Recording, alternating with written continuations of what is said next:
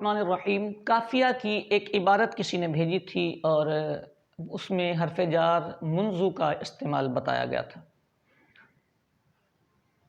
عبارت کا حل اپنی جگہ پر ایک اعتراض کرنے والے نے کیا ہے اور اس کا جواب پوچھا ہے۔ وہ اعتراض یہ ہے کہ عبارت میں لکھا ہے ما رأیتہ منذ شہرنا۔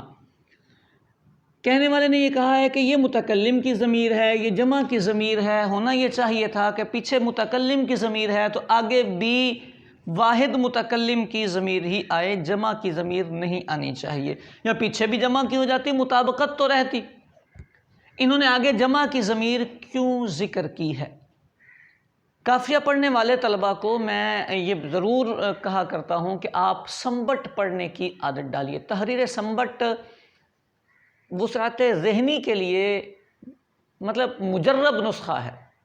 غایت التحقیق کا مطالعہ فرمائیں، تحریر سنبٹ کا مطالعہ فرمائیں، آپ کے ذہن کی گتھیاں سلجھ جائیں گی۔ یہاں مسئلہ یہ ہے کہ یہ جو شہرنا کہا ہے، یہ یوں عبارت ہوتی ہے ما رأیتہ منذ ھذا الشہر الحاضر عندنا۔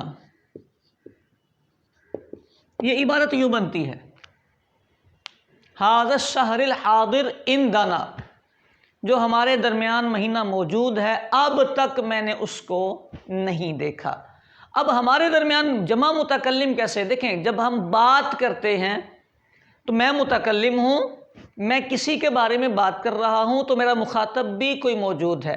مخاطب کا صیغہ ہر دفعہ بولا نہیں جاتا، لیکن گفتگو کے لیے مخاطب کا موجود ہونا یہ ضروری ہے۔ جب مخاطب ہوگا، متکلم ہوگا تو مخاطب ضروری ہے، تو مخاطب موجود ہوتا ہے۔ تو جب متکلم مخاطب سے بات کر رہا ہے اور کسی کے بارے میں بات کر رہا ہے تو وہ تو غائب ہے، اس کا چلیں آپ اعتبار نہ کریں، لیکن موجودین میں متکلم اور مخاطب موجود ہوتے ہیں، انہی دونوں کا اعتبار کرتے ہوئے یہ کہا جاتا ہے ھذا الشہر الحاضر عندنا، جو زمانہ آج ہمارے درمیان موجود ہے، جو مہینہ آج ہمارے درمیان موجود ہے، اس مہینے تک میں نے اسے نہیں دیکھا۔